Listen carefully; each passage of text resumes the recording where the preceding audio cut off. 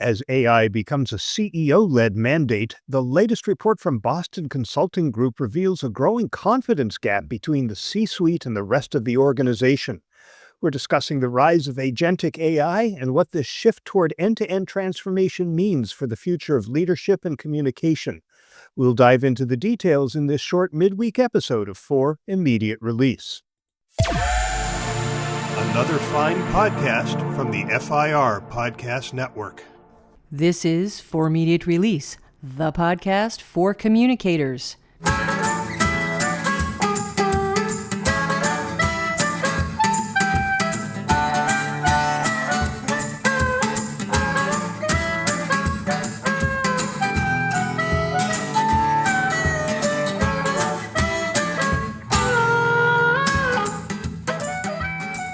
Hi, everybody, and welcome to episode number 497 of For Immediate Release. I'm Shel Holtz. And I'm Neville Hobson. For the past couple of years, AI in organizations has mostly been talked about as a technology story, a set of tools to deploy, experiments to run, efficiencies to unlock, often led by IT, digital, or data teams, with the CEO interested but not always directly involved. The latest AI Radar survey from BCG, the Boston Consulting Group, suggests that phase is now over. For the third year running, BCG has surveyed senior executives across global markets. Nearly 2,400 leaders in 16 markets this time, including more than 600 CEOs. And the standout finding isn't just how much money organizations are spending on AI, or even how optimistic leaders are about returns. It's something more structural. Nearly 3/4 of CEOs now say they are the main decision maker on AI in their organization. That's double the share from last year. This is not a minor shift, it's a transfer of ownership. What this tells us is that AI is no longer being treated as another digital initiative that can be delegated and managed at arm's length. CEOs are increasingly recognizing that AI cuts across almost everything that defines how an organization works: strategy, operating models, culture, risk, governance, and talent. In other words, AI isn't just changing what organizations do, it's changing how they run. And only the CEO has the authority and perspective to connect these dots. There's another data point in the survey that adds weight to this. Half of the CEOs surveyed believe their job stability depends on getting AI right. When leaders feel that level of personal accountability, it fundamentally changes how seriously an issue is taken. We're also seeing a striking confidence gap inside organizations. CEOs are significantly more optimistic about AI's ability to deliver real returns than their executive colleagues, particularly those further away from the C-suite. BCG describes this as change distance. People closest to the decisions tend to feel more positive about the change than those who have to live with the consequences. That gap matters because it raises an uncomfortable question. Are CEOs uniquely positioned to lead AI transformation, or are they underestimating just how hard it is to embed AI into day-to-day work? The survey identifies 3 broad types of AI leadership. There are followers who are cautious and anxious, still stuck in pilots. There are pragmatists who make up the majority, investing steadily, building capability, but largely moving with the market. And then there are trailblazers. Trailblazer CEOs are doing something different. They are treating AI as an end-to-end organizational transformation. They are investing at scale, upskilling their workforce aggressively, and prioritizing AI above almost everything else. And they are already seeing gains in productivity, speed, and decision quality as a result. What's accelerating all this is the rise of AI agents. Unlike earlier tools that supported individual tasks, agents are designed to run multi-step workflows, interact with systems, and reach outcomes with limited human involvement. Nearly all CEOs in the survey believe agents will deliver measurable ROI this year, and trailblazers are directing a large share of their AI investments towards them. That raises the stakes considerably, because once AI systems start acting with greater autonomy, questions about governance, accountability, trust, and decision-making can no longer be postponed. And this is where communicators come squarely into the picture. If AI is now a CE-owned transformation, communication can't just sit at the edges. It's not just about explaining tools or writing rollout messages. It's about helping leaders articulate why AI is being adopted, how it aligns with organizational values, and what it means for people's roles, confidence, and sense of agency. The real risk organizations face isn't moving too slowly on AI. It's moving fast without meaning, without a shared understanding of what's changing and why. So for this FIR episode, we want to explore what the CEO-led moment in AI really means. Is this the leadership shift that finally turns AI ambition into real transformation? Or does CEO confidence risk becoming a blind spot if organizations fail to bring their people with them? And perhaps more importantly for our audience, as AI reshapes how organizations run, what role should communicators play in making that change intelligible, trustworthy, and human? Excellent analysis of the report, Neville. It's a fascinating report. I think it's an important report. I think there's data in this report that is incredibly heartening that I haven't seen in previous technology adoption efforts in organizations. One of them being that the pragmatists of those three categories of CEOs that the report identifies, first of all, that represents 70% of the survey response. And second of all, one of the characteristics of a pragmatist is that they're spending an average of 7 hours a week personally working with or learning about AI. I've never seen that before. When we were introducing the web to the world of communication, when it was new, CEOs weren't using it. People in the C-suite weren't using it. There were great misperceptions that led to some challenges rolling that out as a productivity tool in the organization. The same was true with social media. When we introduced social media into organizational communications, there was an expectation that the organization's marketing teams and others and public relations teams would take advantage of it to the organization's benefit, but the CEOs never used it. They were spending time writing blog posts or, when it came along, checking out their latest friends' posts on Facebook or Twitter or what have you.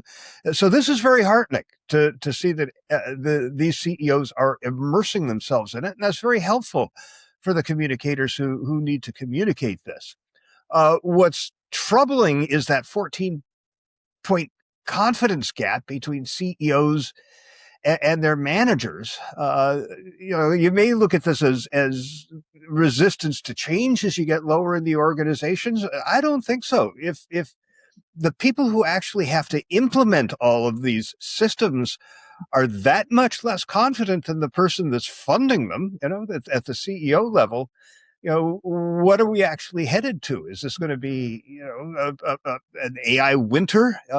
Expectations raised at the highest levels and not met at the levels where it needs to be implemented? I think one of the things the communicators are going to need to do here is to become translators based on what this report calls the change distance, and that's that gap between the CEO confidence and the confidence of the leaders outside the C-suite. Our job isn't just selling the vision, it's bridging a reality gap, right? If employees are worried and managers are skeptical, a CEO's enthusiastic, right, rah AI speech, that'll just backfire. So, we have to translate what the CEO's vision is. We have to address operational safety for the rest of the staff, but we also have to serve in that two-way role and, advise the CEO, here's what the temperature is out there among employees. Yeah, you've said that well, I think. It reminds me, we've had a number of conversations on this topic in FIR during the course of 2025. And in all of them where we talk about the communicators play a key role in explaining to everyone the purpose of AI, how it's going to help us do this, that, and the other, and so forth. But that's always been couched thus far on the kind of role the communicator has in explaining to senior leaders, and not in a situation where the CEO is suddenly the hands-on driver of everything related to AI and the rollout in the organization, approaching it with enthusiasm and directing investment into those areas. There's no budget issues there by the sounds of this. And so what this says, I guess putting it another way, is communicators sit right at the center of whether AI transformation is trusted or resisted. And that is a different picture than it was when we talked about it before, I think. So it's hard to get a handle on, I found anyway, in reading the report on, okay, fine, so where does this place the structure that we're accustomed to? How does the senior communicator in an organization rise to the, I guess, unspoken challenge of assuming the recognized leadership role in this as the person who's able to close that gap through communication to help people understand and bring them together to support the CEO. So if there's doubt in the chain, as it were, away from the C-suite down to the divisions and the entities, and particularly if it's geographically spread, the communicator's got a significant role in setting up the structure to communicate all of this. And that's, to me, a fascinating challenge, all of that. I mean, that's something I could really grab my hands of and get involved with, that kind of role. And I think the appeal is knowing that you have a landscape in your organization that is ripe for the communicator to take the lead in a situation that you don't have to sell the idea to people, oh, we haven't got a budget. Yes, you've got the money. You've got all the structure in place that you need that let you concentrate on the skills you bring to bear as a communication leader, which includes those of persuasion and diplomacy to get the story out and make sure the support is there in that the distance, as it were, from the center. But also, significantly more than that, is helping the CEO articulate it, because if, according to this survey, the vast majority have grasped this with full optimism and enthusiasm, in which case that CEO is going to need support on how to fulfill that aspect of his job, because this is the center of whether the transformation is trusted or not. So quite a significant challenge. And I'm thinking this mostly applies, I think, to large organizations. But the only difference really between that and smaller is simply the one of scale, because you've still got to fulfill all the things that you do in a leadership run organization with a CEO in command who's now firmly behind the whole notion of this. So it's it's interesting to recognize the confidence gaps, I suppose you could call them that, are widening. They're not narrowing. And there's external things we hear too, such as, for instance, the news today, as we record this on the 19th of January, release of the 2026 Edelman Trust Report. There's elements in there that speak to this directly in terms of confidence gaps, in terms of those issues of relationships between people and organizations, because of what the hell's going on in the world that's having an influence on all of this. And that definitely will be a play factor in all of this. So the playbook, well, the communicator is going to write the playbook, right? It's not going to be the same as before. This is, again, part of the challenge. So interesting time, Shel, I would say. Oh, absolutely. And, we've been talking all this time about communicators who work in organizations that have pragmatist CEOs. Makes sense that 70% of them, 15% are followers and 15% are trailblazers. And that would require some different thinking about all of this. But, for everybody, one of the results of the survey was that 90% of CEOs believe that AI is going to redefine success in their industry by 2028. One of the outcomes of that, based on a reading of the report, is flatter cross-functional models for organizational structure. Now, who's at risk at that? That's middle managers. And I think, these are the people who need to be supporting the CEO's vision. But, the reason this shift has happened, the reason more CEOs are taking ownership of this is because we've had AI around for a while. It's not what you can type into a chatbot, right? It's Agentic AI. That has them very excited. And Agentic AI, if it can plan, if it can act, if it can learn multi-step workflows, what happens to that middle manager, that whole layer of middle management whose job is coordination and oversight. With flatter hierarchies, the question is the CEO leading the organization into a future where the human middle becomes redundant? We're talking about redefining the industry by 2028.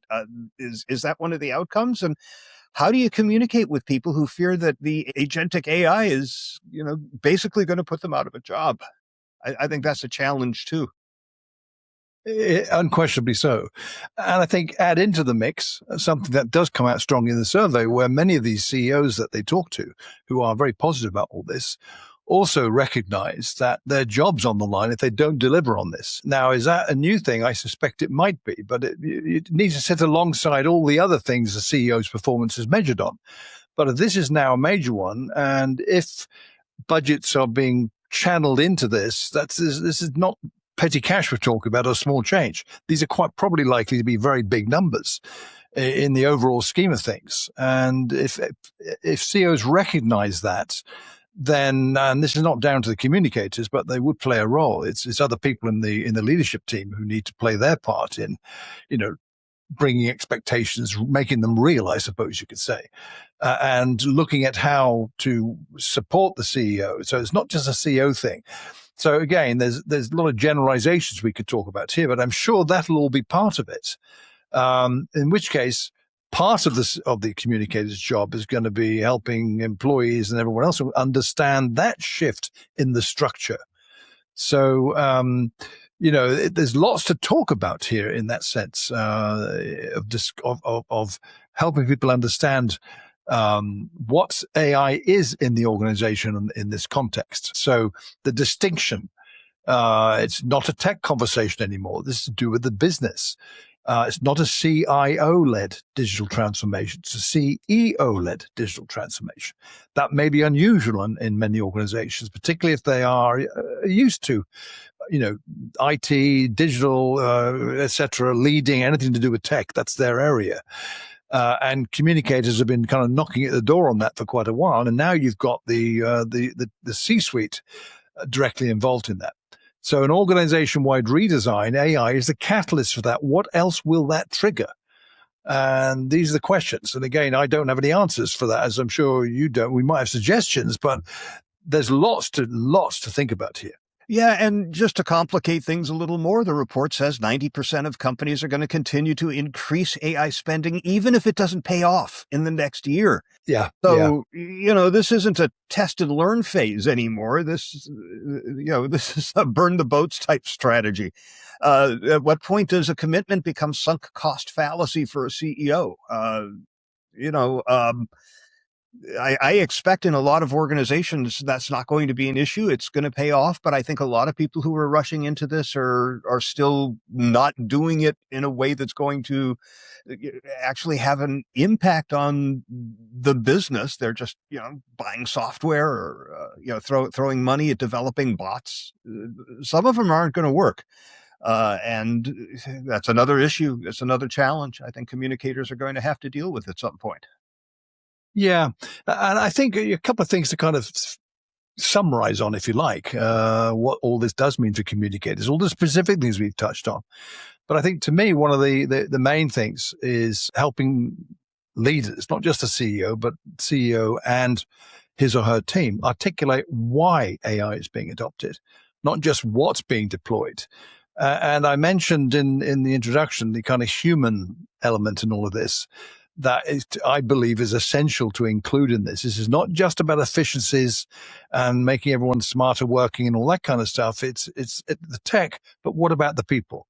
We're doing all this amazing stuff with this whiz-bang technology. What about the people? And we need to bring that into it firmly as a foundational element in all of this, which I think is key to ensuring that indeed this is an easy one for the communicator, in my view, Shel, that explaining how the AI strategy aligns with organizational values and trust expectations.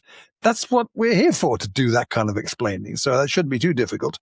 Make the point clearly. AI transformation will fail or succeed as much on meaning and legitimacy and perception as on technology and policy. Utterly right. So that's the strength this communicator will bring to the table. It's a change communication effort. It's an organizational change process. This one has to be led by the CEO if the CEO is the one taking ownership of this. So they're the chief spokesperson for this. We have to articulate their vision. We have to maintain that two-way communication flow and get right into the thick of this. It's something that most internal communicators and frankly the PR people who are going to have to explain the changes in the organization should be right in the thick of, right in the middle of. Something that occurred to me is we talk about having this fit with our values. Absolutely, those don't change because of technology. What about the strategic plan for the organization? What about these types of aspirations? These may undergo some change. If this is the direction of the industry and it doesn't fit our current strategic plan, you're not going to change the adoption of the technology. You're going to change your strategic plan. So that's something that organizations, I think, are going to be looking at, and that's going to require considerable communication. We've asked people to invest themselves in the plan and to align their work efforts to it. That might need to change. Fun times ahead, communicators. And that'll be a 30 for this episode of For Immediate Release.